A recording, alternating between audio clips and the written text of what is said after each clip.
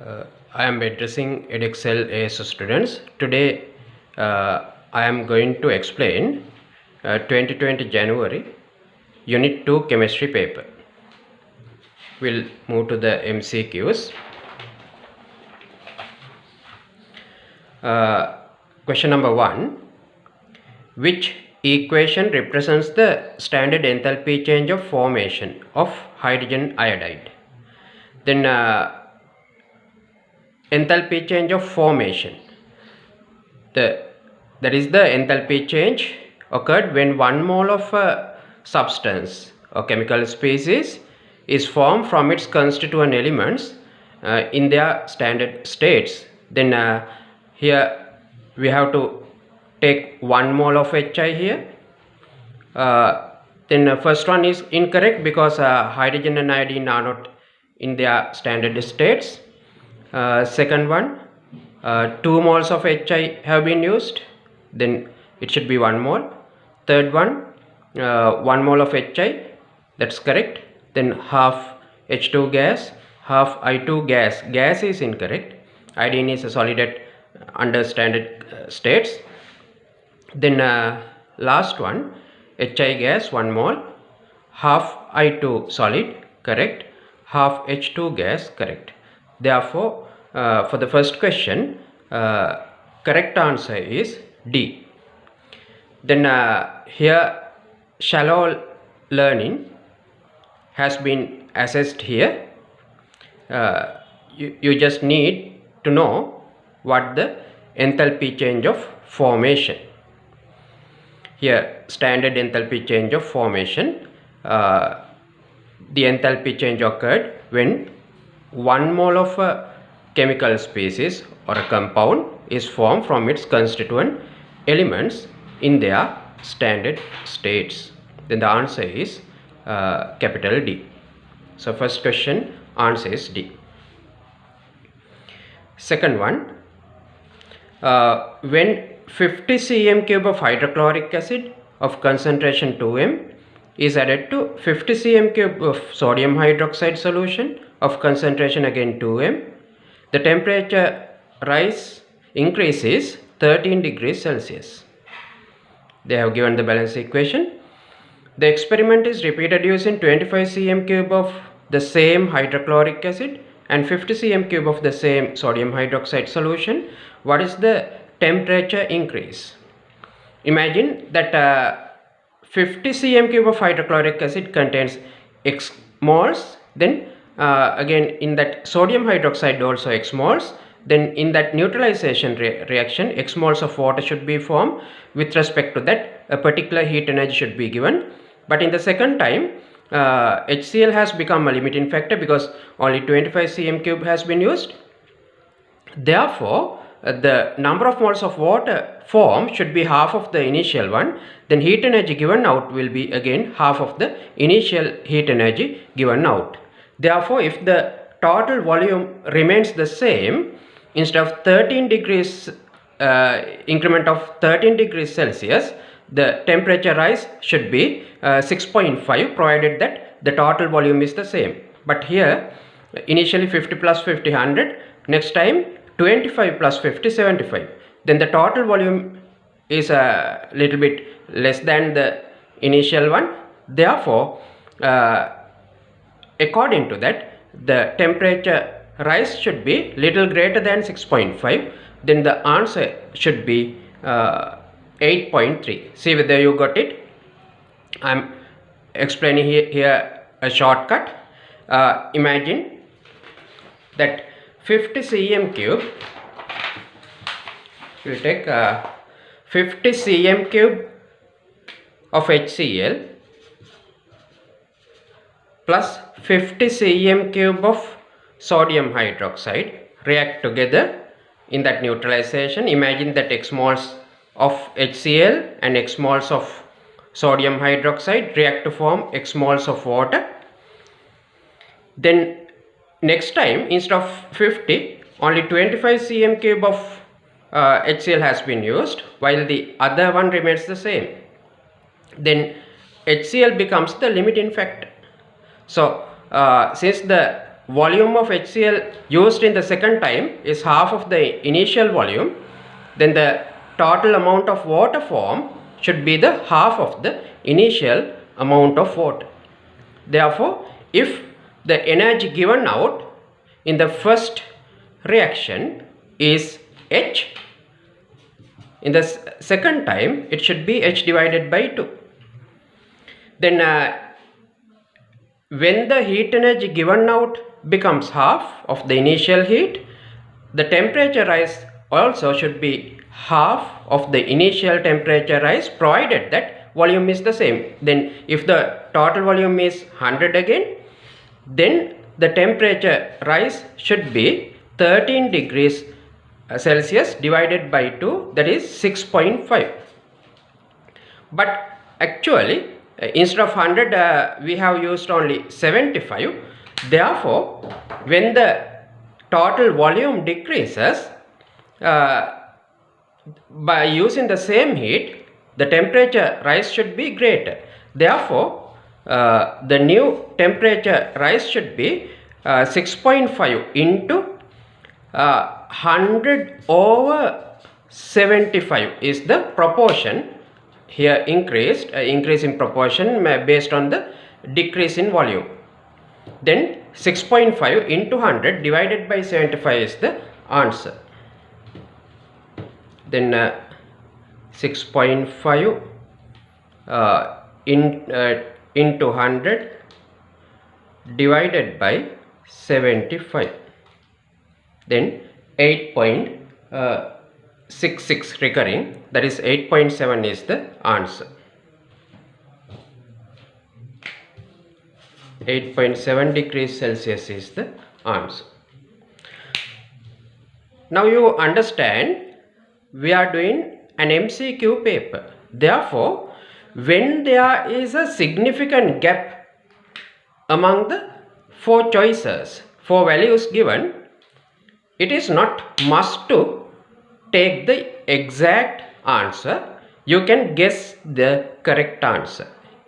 If your style is like that, you can just guess that answer just as I mentioned here, or else if you are used to doing something in a proper way, in a formal way, then you have to think like that: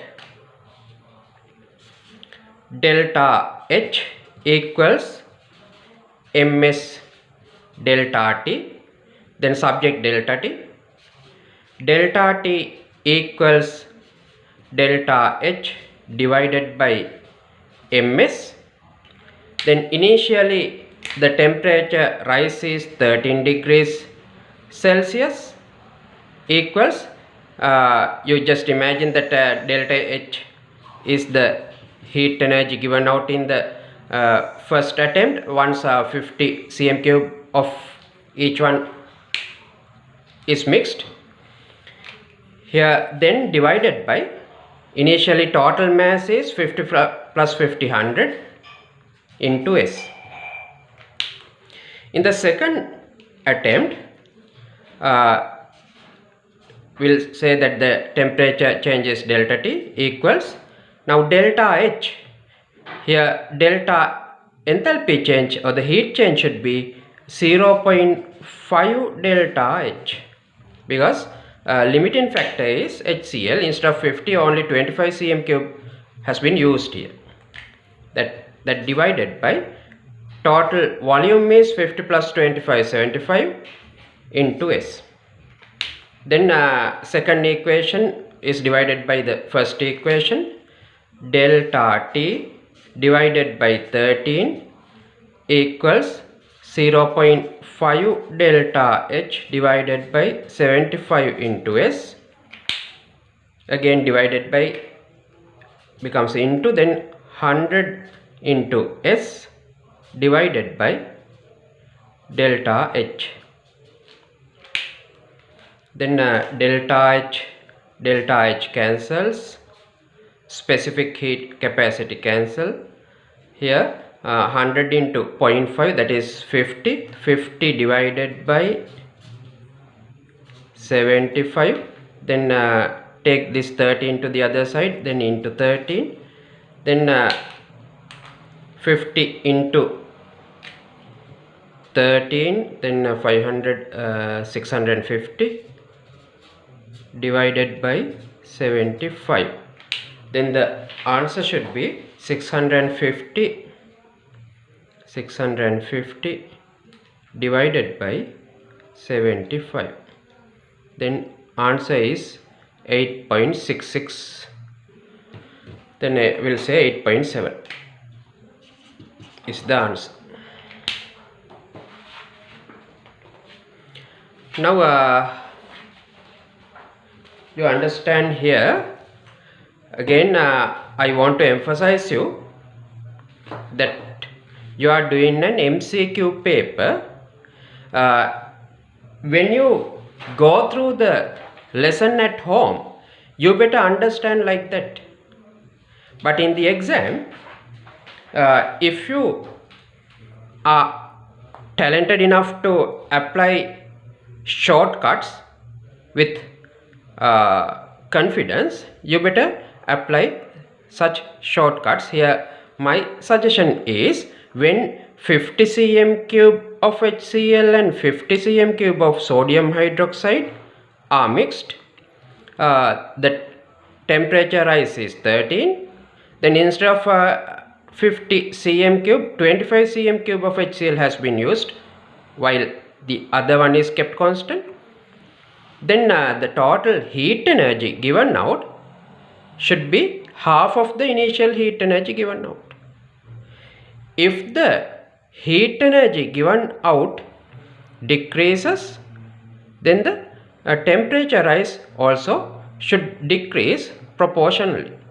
Then since the total heat energy is half of the initial one, then it should be instead of 13, 6.5 degrees Celsius, provided that total volume remains the same. But the total volume does not remain the same here. Instead of 100, now only 75. Therefore, instead of 6.5,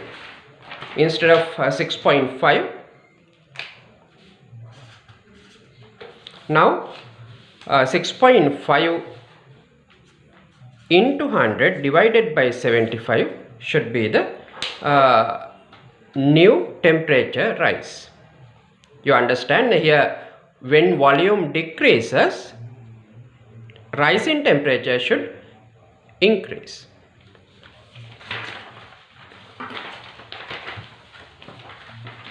I think you understood it. Then question number 3. Here nitrogen reacts with hydrogen to form ammonia. What is the mean bond energy in kilojoule per mole for the NH bond?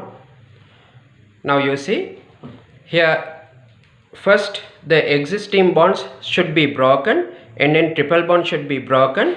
Then you have to apply 945 kilojoules.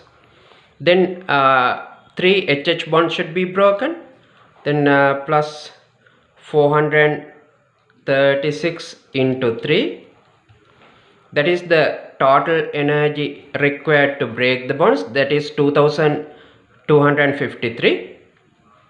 Thereafter you can see 2 ammonia molecules are there here, then 6 bonds, NH bonds are formed. Then the heat enthalpy change is minus 92. That means with compared to the energy absorbed to break the bonds in the reactants, the total energy given out when the new bonds are formed is greater. Then additionally 92 kilojoule energy has been given out. Therefore with respect to 2253, another 92 kilojoule energy has been given out, then plus 92. This is the total energy given out, that is 2345.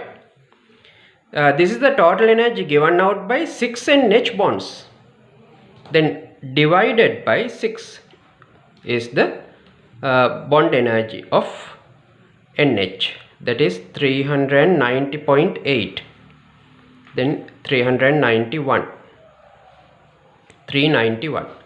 is the answer. Then for the third question, D is the answer, 391. Then for the students who think more, I will explain it using an energy level diagram.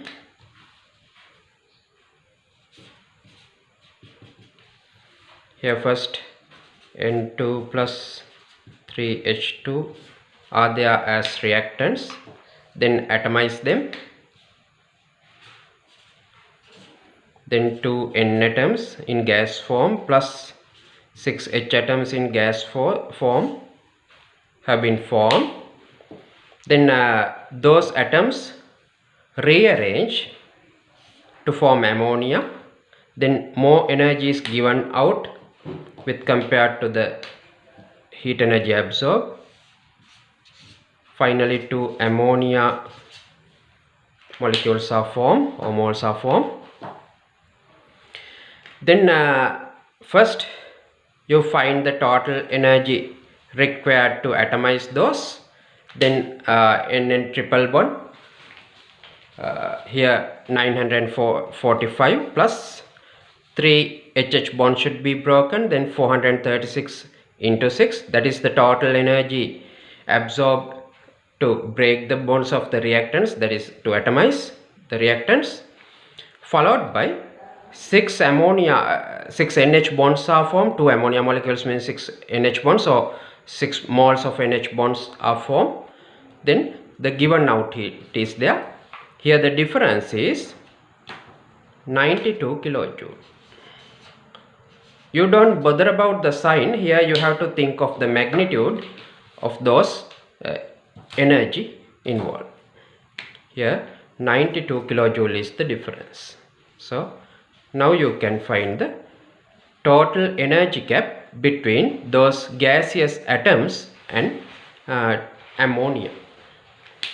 That is the total energy given out when 6 NH bonds are formed, then divided by 6 is the bond energy of NH.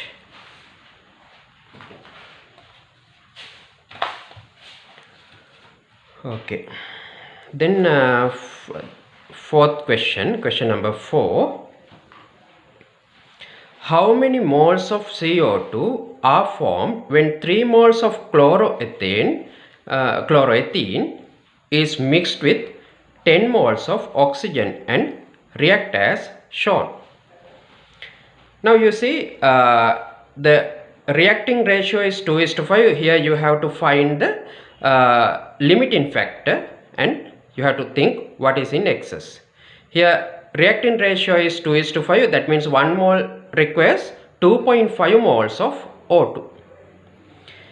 Then 3 moles of chloroethene is there, then that into 2.5, that is 7.5. 7.5 moles of O2 should be there for the complete combustion. But the available quantity is greater than 7.5, that is 10 moles. That means O2 is in excess. Therefore, limiting factor which governs the end of the reaction is chloroethene. So, if 3 moles of chloroethene is there, 6 moles of, then 2:4 means 1:2, then 3 moles of chloroethene, which is the limiting factor, then 6 moles of CO2 should be formed. So, C is then for the fourth question, 6 moles is the answer. Then C is the choice. Again, see whether you understood it. I will repeat it. Here stoichiometric ratio between chloroethene and oxygen is 2:5, that is 1:2.5. Here 3 moles of chloroethene has been used, then the required oxygen should be 2.5 times greater. Then 3 into 2.5 means 7.5. Then it needs only 7.5 moles of oxygen for the completion of the reaction conversion. But available quantity is 10 moles. That is too much. That means oxygen is in excess. So the limiting factor is chloroethene. It governs the end of the reaction. When chloroethene undergoes this complete reaction, it forms 1:2 ratio in carbon dioxide in 1:2 ratio. Therefore, if 3 moles of chloroethene, which is the limiting factor, is there, then into 2, 6 moles of CO2 should be formed. So for the fourth question, 6 moles, that is the choice C should be the answer. Question number 5. Which compounds are arranged in order of decreasing boiling temperature? Decreasing boiling temperature. Then you have to think of what boiling temperature here. Then based on your knowledge, you should see whether you just go through whether ionic compounds are there, whether giant covalent lattices are there, like that. Here we'll see all are simple molecular structures. Then go through the first one. Here butane, here next one pentane, next one hexane. Butane, pentane, hexane. Then only London dispersion forces are there. When the number of electrons per molecule becomes greater, intermolecular attraction forces also should increase. Then boiling point should increase from left to right, not decreasing. Then first one is wrong. Second one, hexane, then 2-methylpentane, then 2,2-dimethylbutane. So these are structural isomers, chain isomers are there. Therefore, number of electrons per molecule is the same. All are showing London dispersion forces. But left to right, they are getting branched, more and more branched. Then the effective surface area decreases, the effective packing decreases, intermolecular distance increases. Therefore, gradually attraction forces, the overall intermolecular attraction forces should decrease from left to right. So that is descending, decreasing. Yes. Then B is correct. So question number 5, decrease in boiling temperature, then B is the answer. Anyway, we'll go through C and D. Third one, all are alcohols. One is alcohol, then diol and triol. Here propan 1-nol, then propan 1,2-diol. Here propan 1,2,3-triol. Then from left to right, more and more hydrogen bonds are formed. That's the key point. And London dispersion forces also increase. Therefore, intermolecular attraction forces increase from left to right. Then that is increasing, that is wrong. Then chloromethane, bromomethane and iodomethane. Then you don't bother about the polarity. Here we mainly concentrate on the London dispersion forces. Almost they are non-polar. Then number of electrons per molecule increases from left to right. Here chlorine has 17 electrons, bromine 35 electrons, iodine 53rd element 53 electrons. Therefore, from left to right, London dispersion forces should increase in strength. Therefore, boiling point increases from left to right, not decreasing. So the correct answer we got is 5B. For the fifth question, correct answer is B.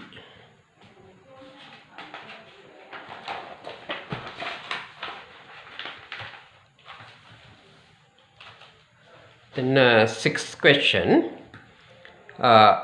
chlorine is added to 2 cm cube of dilute solution of potassium iodide. The equation for the reaction between chlorine and iodide ions is this. Then which statement is correct? Iodide ions oxidize chlorine. Iodide ions oxidize, no, not oxidation. Iodide ions reduce chlorine from 0 to -1, if you use here passive voice sentence, iodide ions are oxidized from -1 to 0 by chlorine, then this sentence is incorrect. Iodide ions oxidize chlorine, wrong. Second one, iodide ions reduce chlorine. Yes, chlorine is reduced from 0 to -1. That is done by I minus, because I minus undergoes oxidation. Therefore, iodide ions reduce chlorine. Second statement is correct. So, for 6A, correct answer should be B. Then we'll go, see the third choice. Chlorine reduces iodide ions. That is killing the basic principles. -1 is the lowest possible oxidation state. Then no further reduction. Anyway, it is totally wrong. Then fourth one, chlorine is neither oxidized nor reduced. Then this is a redox reaction. That is also wrong. Then B is the answer. Then 6B. When the reaction is complete, the reaction means chlorine I minus giving I2 and Cl minus. When the reaction is complete, 10 cm cube of cyclohexane is added. The mixture is shaken and left to settle into 2 layers, which description of one of these layers is correct. Then within the syllabus, you should know that here initially Cl2 and I minus react to form I2 and Cl minus. Here they haven't quantified the amount of chlorine or amount of potassium iodide. In such a case, since these are MCQs, you just use your sense of the particular theory.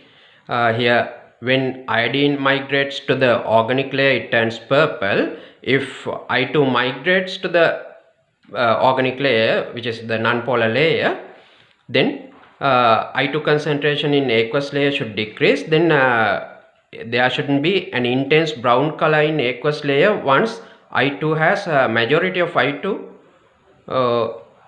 migrate into the cyclohexane layer. Therefore, upper layer should be purple, lower layer should be very pale yellow brown.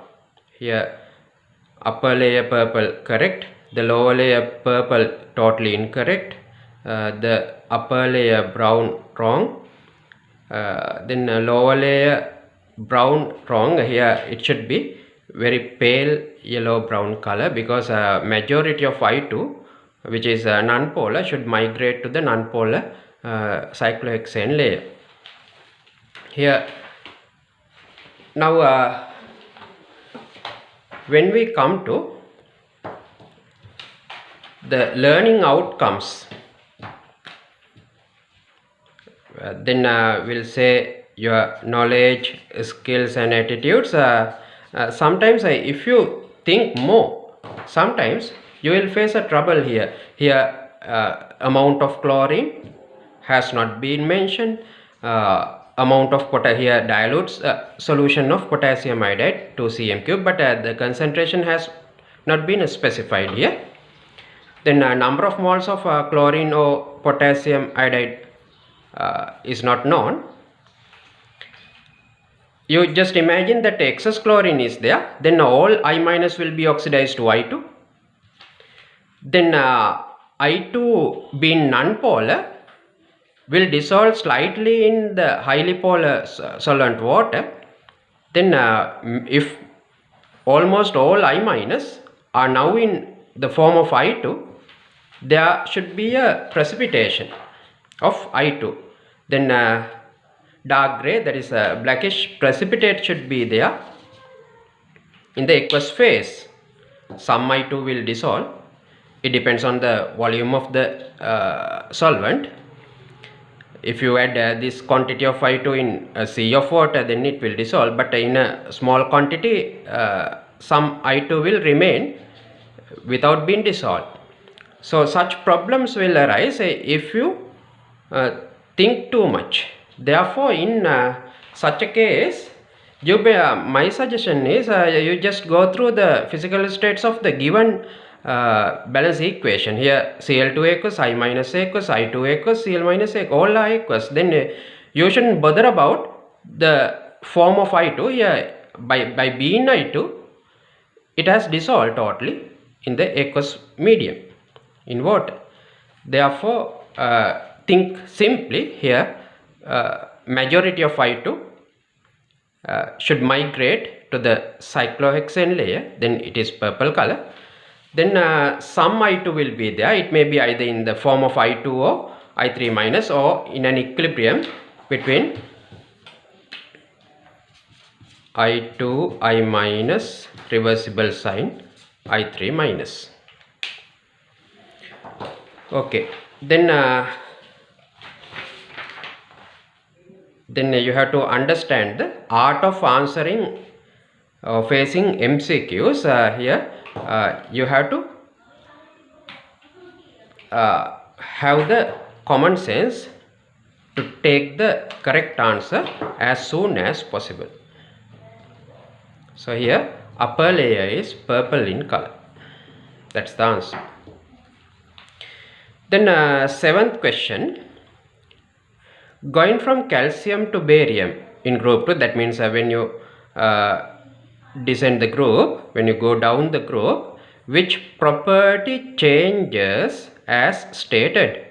Ionic radius decreases. Even from O levels, you know, down the group that the atomic size increases as well as ionic size increases. Then it's wrong. Second one, first ionization energy decreases.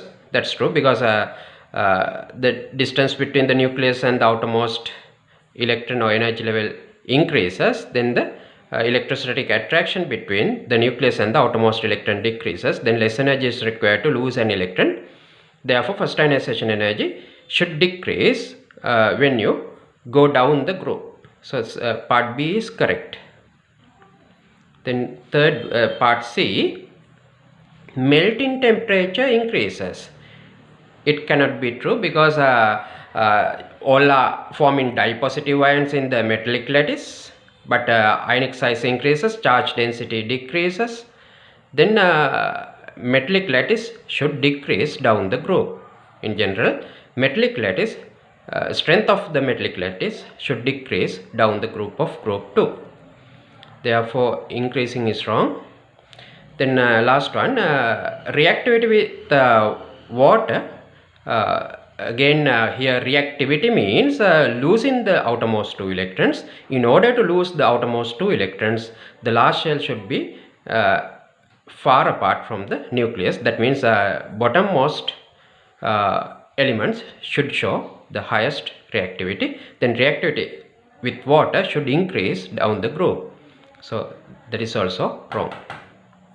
So the correct answer is 7B. First ionization energy decreases. Then in the exam, when you find the suppose the first when the first the correct answer is the first choice, then if you are confident of the answer, you shouldn't proceed to read the others. If you are not confident on the answer, then you better go through all the choices and then find the correct answer. But here it's quite simple. Then first ionization energy decreases. Then seventh one, B.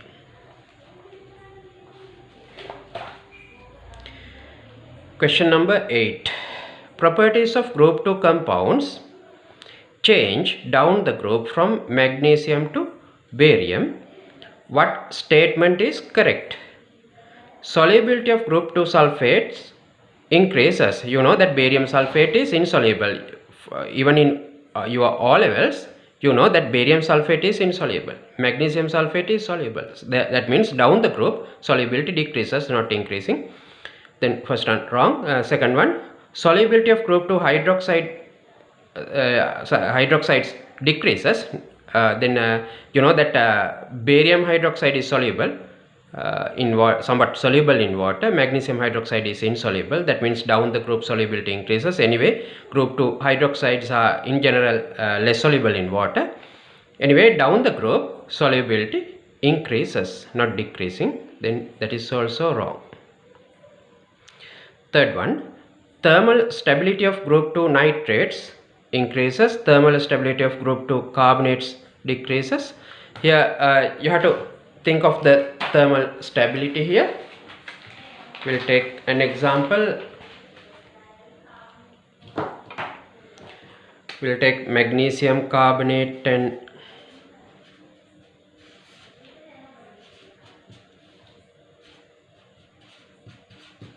barium carbonate.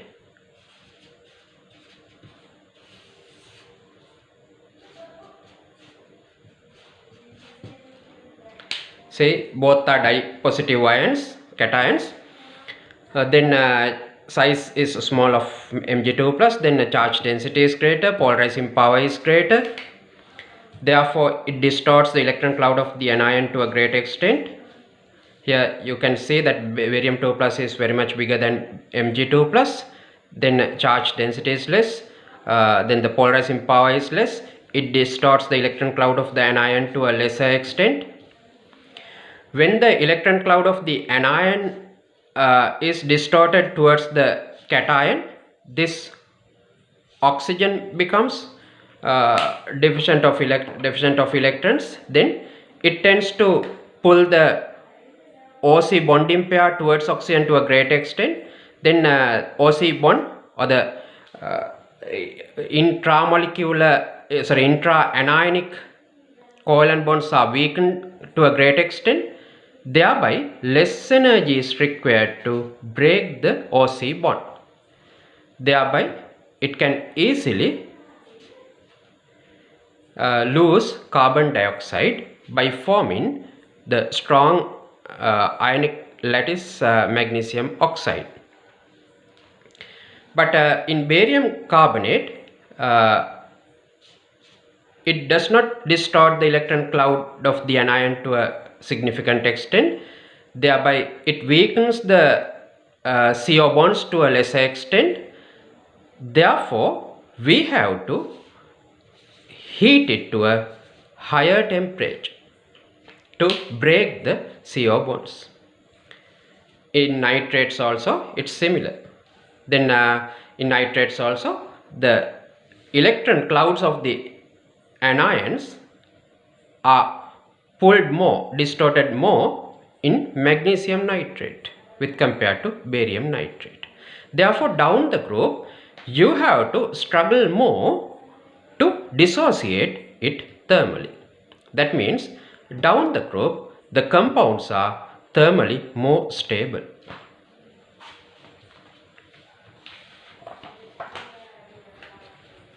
Then soluble, first two we read the first two. Third one, thermal stability of group 2 nitrates increases. That is correct. Thermal stability of group 2 carbonates, that also should increase. Here it says it decreases, then it's wrong. Then the correct answer is C. Then for the 8th question, correct answer is third choice, C. Thermal stability of group 2 nitrates increases down the group.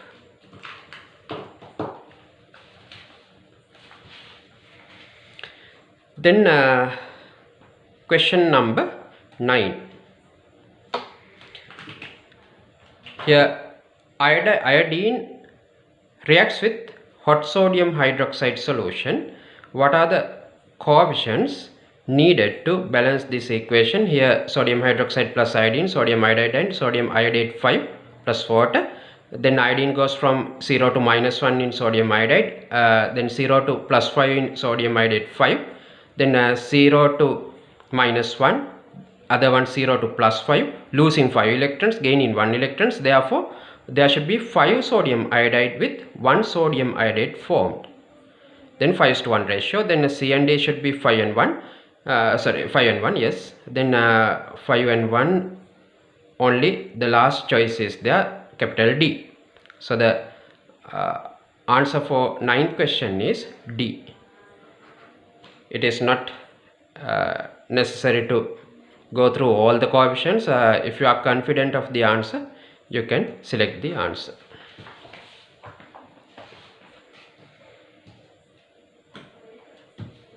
Now see the reaction. Sodium hydroxide plus iodine. Here iodine undergoes a disproportionation reaction. Then NaI plus NaIO3. Then 0 to -1, 0 to +5. Then losing 5 electrons, here gaining 1. Therefore 5:1 ratio should be there. Then 5 plus 1, 6 sodium, then 6 sodium hydroxide. Then 5 plus 1, 6 iodine, then 3 I2. Then 6 hydrogen means here 3. Water should be there, 4. So 6 is to 3 is to 5 is to 1 is to 3 should be the answer. So 6 is to 6, 3, 5, 1, 3. Okay. Then the 9th question, correct answer is D. Question number 10.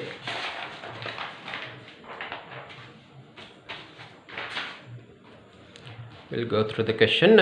Aqueous sodium iodide reacts with aqueous silver nitrate to form a precipitate of silver iodide. Which is correct for silver iodide? Color of precipitate, solubility in concentrated aqueous ammonia. Before going to the exam, you should know the colors of silver chloride, silver bromide and silver iodide. Silver chloride is white, silver bromide is cream, silver iodide is by convention, we agree that it is yellow, but it's light yellow, pale yellow. Anyway, we say that it is yellow. Then colors are silver chloride white, silver bromide cream, silver iodide yellow.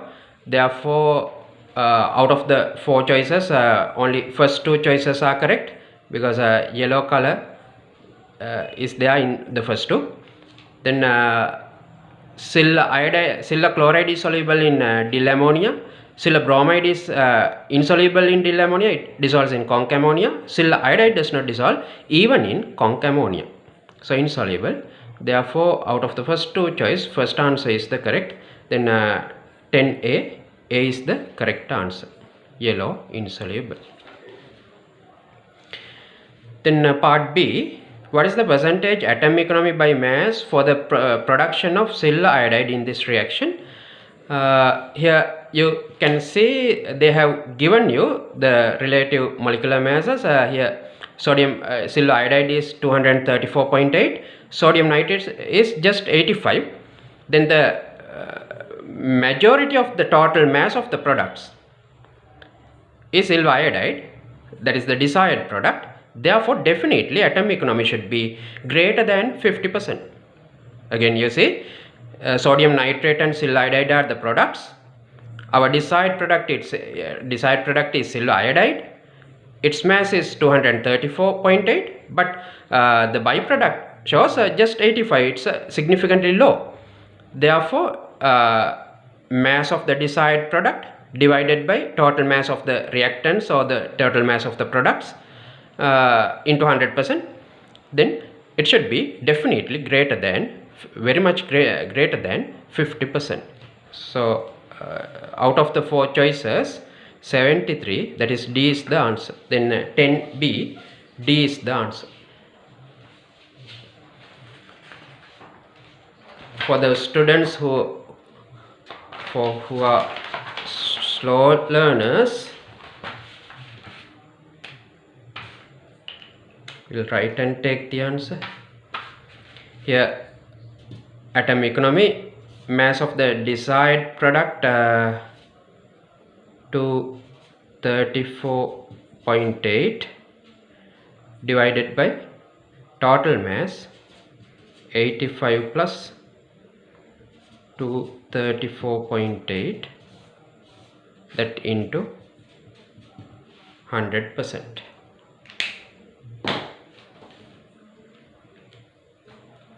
So 234.8 divided by 85 plus 234.8, then into 0.73, that is into 100, then 73.4. That is then rounded off value is 73. Then 10B, the answer is capital D, fourth choice. Now you see the art of answering the paper. It is not a must to take the exact answer. You can guess and choose the answer with your own confidence.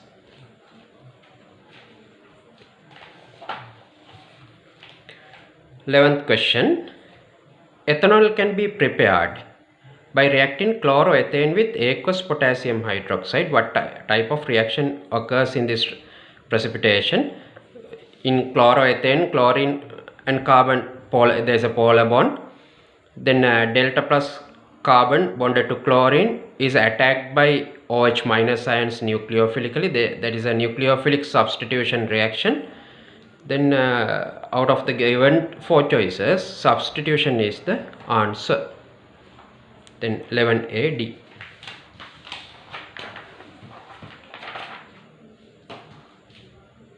Further clarification, CCl bond and other carbon atoms. Here chlorine is delta minus, here delta plus. Then OH minus ion should reach the chlorine bonded carbon nucleophilically. Then if CCl bond breaks first, then a primary carbocation is formed. Therefore, instead of forming a carbocation, a transition state will be formed. Then this is an SN2 reaction mechanism. So nucleophilic substitution is there.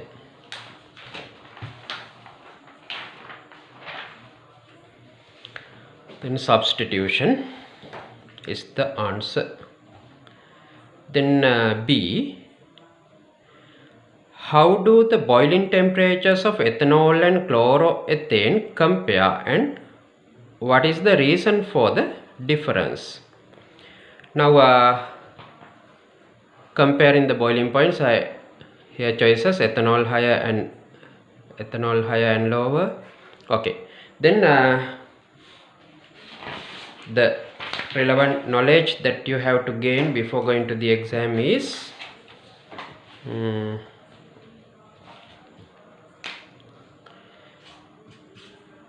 here ethanol can form intermolecular hydrogen bonds. Other one chloroethanol and other one chloroethane. In chloroethane,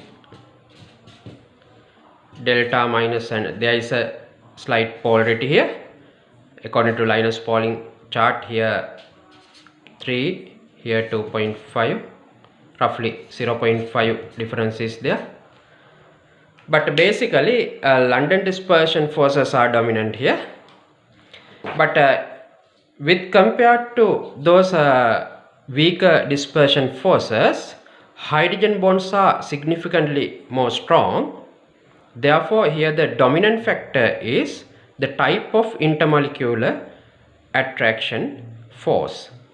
Again, when we compare the number of electrons per molecule, here you can see C2H5OH, other one C2H5Cl. C2H5 is the same. Then you compare OH and Cl. In OH, oxygen 8 electrons, hydrogen 1, then altogether 9 electrons. In chlorine, 17 electrons. Then the number of electrons per molecule is greater in chloroethane. Therefore, London dispersion forces will be higher in chloroethane. But in ethanol, there are hydrogen bonds as intermolecular attraction forces where it is absent in chloroethane. The strength of hydrogen bonds is significantly greater than London dispersion forces. Therefore, the key factor that you have to consider here is whether the molecule shows intermolecular hydrogen bonds or not. Then only ethanol shows intermolecular hydrogen bonds. Therefore, boiling point of ethanol should be greater. Then you should know that with compared to the increase in the number of electrons, the type of intermolecular attraction force here becomes the dominant factor.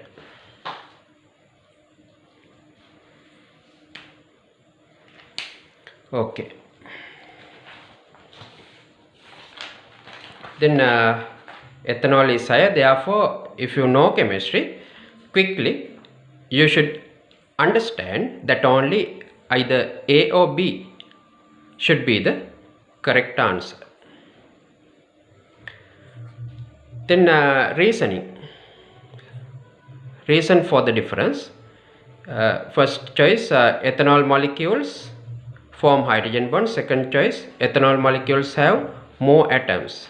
Now here intermolecular attraction forces should be considered here. Then first choice is the correct answer. Then 11B, correct answer is the first answer, the capital A. Then 11C, bromoethane and chloroethane react with aqueous potassium hydroxide at different rates. When you read this, you should understand that they are discussing about a kinetic factor, which is correct. Then difference in rate, you should know here the kinetic factor is, we'll take a Boltzmann curve. When we take a Boltzmann curve,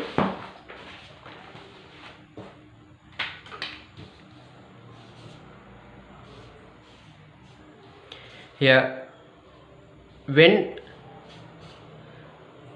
CBr and CCl bonds are considered, CCl bond is a shorter bond, CBr bond is a longer bond. When the bond is longer, there is no effective overlapping here. Therefore, this covalent bond between C and Br is weaker. It is easy to be broken. Therefore, less energy is required to break the CBr.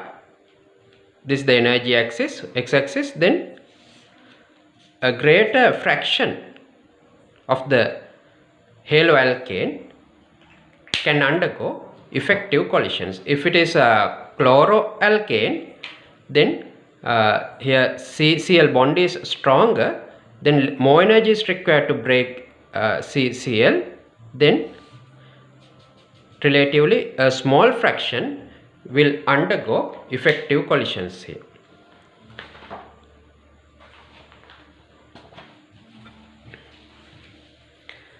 So out of bromoethane and chloroethane, bromethane is faster, then first two choices are correct. Then reasoning, CBr bond is less, you shouldn't bother about the polarity. Here you have to say CBr bond is weaker than the CCl bond. Therefore, second one is the correct answer, that is B. Then 11C, capital B is the correct answer.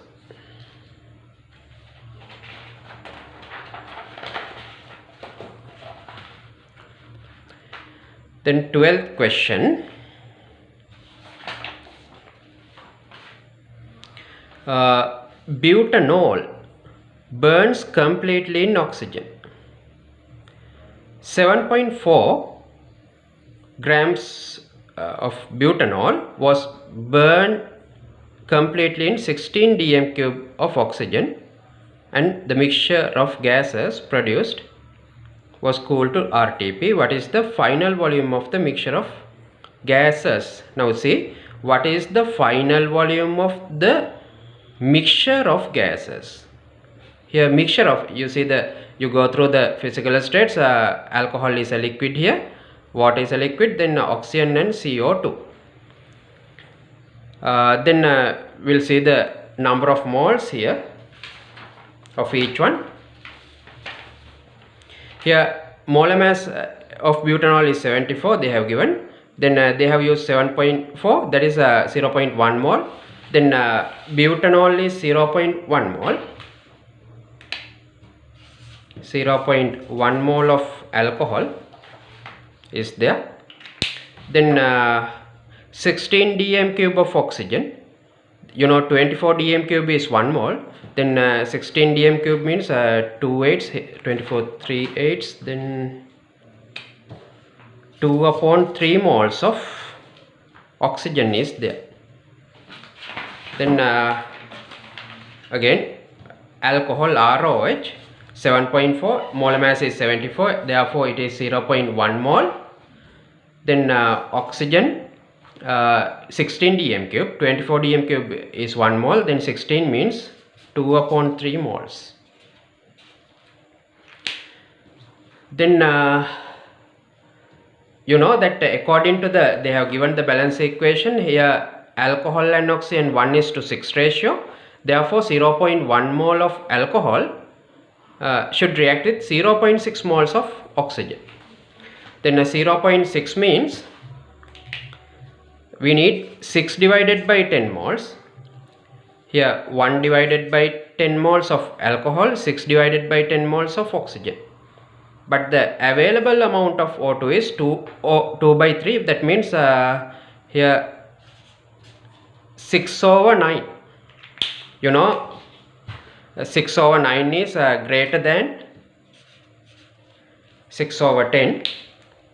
Therefore available quantity is greater than the required quantity. That means oxygen is in excess, little excess. Therefore when 0.1 mole of alcohol undergoes complete combustion, 0.4 moles of CO2 should be formed. Then the volume of CO2 itself should be 0.4 into 24 dm cube per mole. Then 24 into 4, 96. Then 9.6 dm cube is the volume occupied by CO2 itself. But little oxygen is left here. That is 6/9 minus 6/10. Then the answer should be little greater than 9.6. Then out of the given 4 choices, little greater than 9.6. Then part B, the second choice, B is the answer. 11.2 should be the answer. So the 12th question, B should be the correct answer. If you want to do the calculation, we'll see.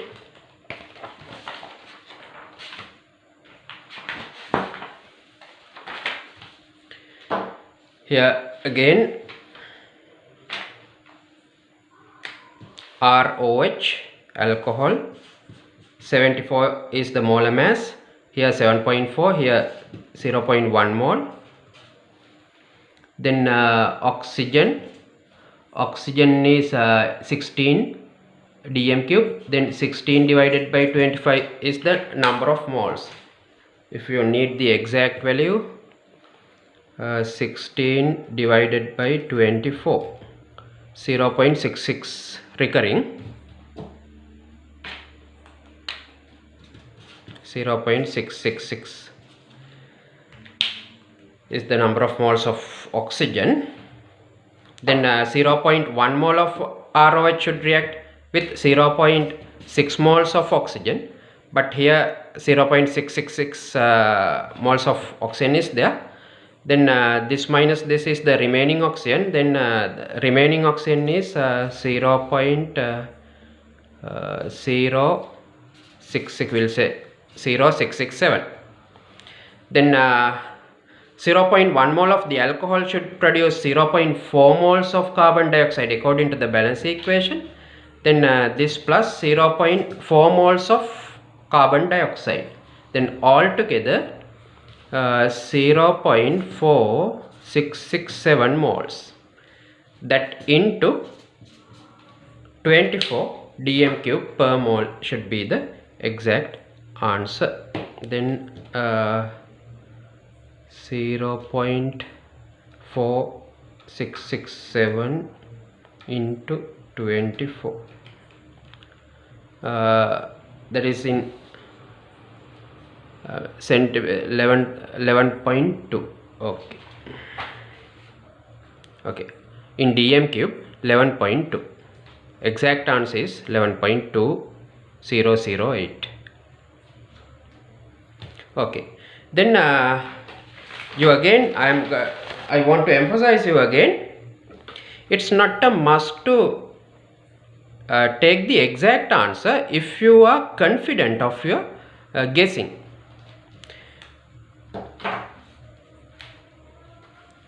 See my shortcut again. 74 is the molar mass, here 7.4 grams, then 0.1 moles of alcohol, then it needs 0.6 moles of O2. Here available volume of O2 is 16, then 16 divided by 25 is the number of moles. 16 means 2 eighths, 24 means 3 eighths, then 2 upon 3, 2/3, then 2/3 moles of oxygen, then 1 divided by 10 moles of alcohol, 2 divided by 3 moles of oxygen, that is 6 divided by 9 moles of oxygen. 0.1 mole of oxygen requires 0.6 moles, that is 6 divided by 10 moles of oxygen is required for the complete combustion, but 6/9 is the available quantity. 6/9 is greater than 6/10, therefore oxygen is in excess. Without using a calculator you can guess it. So 0.1 mole of CO2 should produce 0.4 mole of oxygen, carbon dioxide. Other than that, some little amount of oxygen is left. Then CO2 itself should occupy